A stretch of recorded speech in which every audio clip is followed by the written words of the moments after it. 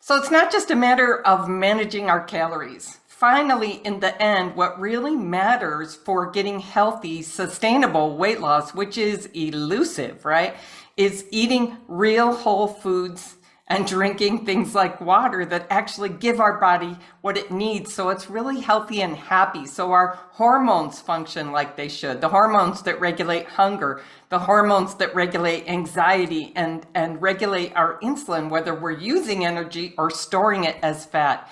We want to eat foods that feed the good gut bacteria so our gut microbiome is really healthy. We want to eat foods that make our brain really healthy, our thinking and our judgment and our mood.